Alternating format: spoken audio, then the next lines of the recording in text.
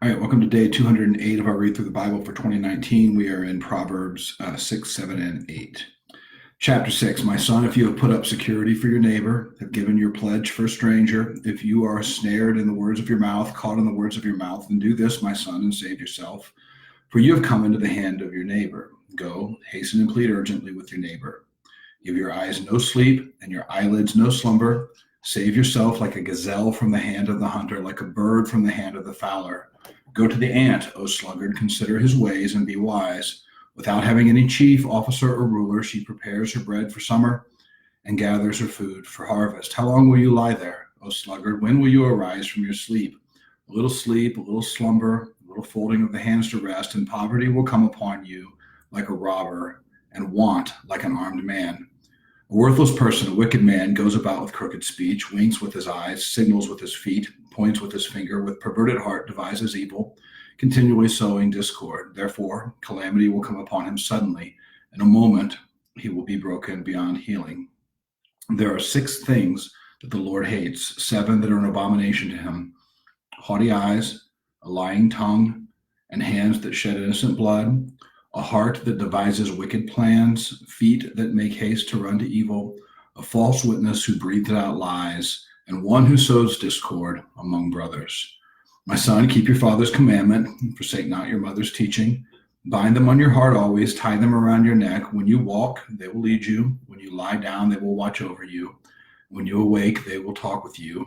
For the commandment is a lamp, and the teaching a light, and the reproofs of discipline are the way of life, to preserve you from the evil woman, from the smooth tongue of the adulteress. Do not desire her beauty in your heart, and do not let her capture you with her eyelashes, for the price of a prostitute is only a loaf of bread, but a married woman hunts down a precious life. Can a man carry fire next to his chest and his clothes and not be burned? Or can one walk on hot coals and his feet not be scorched? So is he who goes in to his neighbor's wife. None who touches her will go unpunished. People do not despise a thief if he steals to satisfy his appetite when he is hungry. But if he is caught, he will pay sevenfold. He will give all the goods of his house. He who commits adultery lacks sense. He who does it destroys himself. He will get wounds and dishonor, and the disgrace will not be wiped away. For jealousy makes a man furious, and he will not spare when he takes revenge. He will accept no compensation. He will refuse though you multiply gifts. Chapter 7. My son, keep my words and treasure up my commandments with you. Keep my commandments and live. Keep my teaching as the apple of your eye.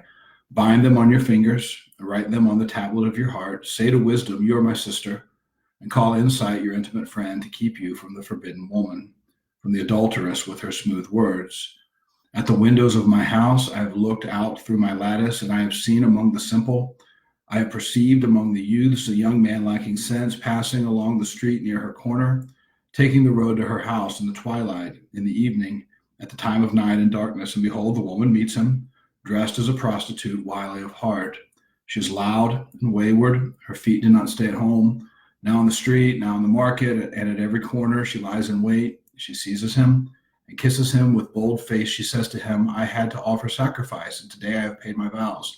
So now I have come out to meet you, to seek you eagerly, and I have found you. I have spread my couch with coverings, colored linens from Egyptian linen. I perfumed my bed with myrrh, aloes, and cinnamon. Come, let us take our fill of love till morning. Let us delight ourselves with love, for my husband is not home. He has gone on a long journey. He took a bag of money with him. At full moon he will come home.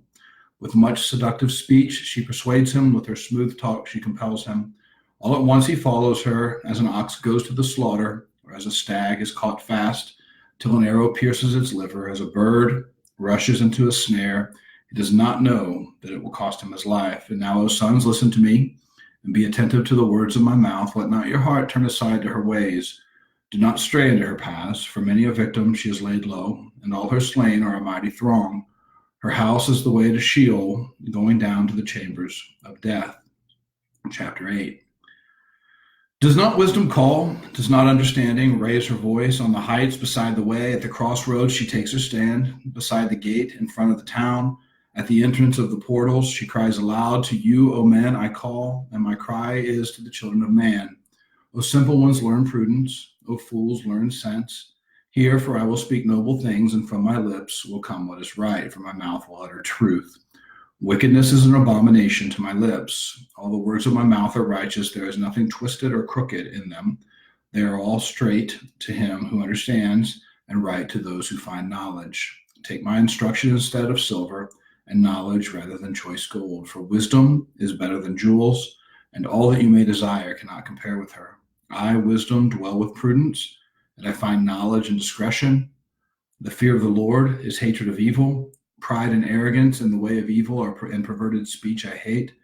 I have counsel and sound wisdom. I have insight. I have strength. By me kings reign and rulers decree what is just.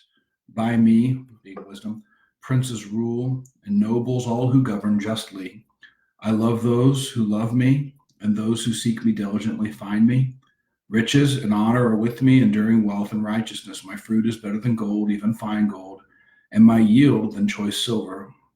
I walk in the way of righteousness, in the paths of justice, granting an inheritance to those who love me and filling their treasuries. The Lord possessed me at the beginning of his work, the first of his acts of old.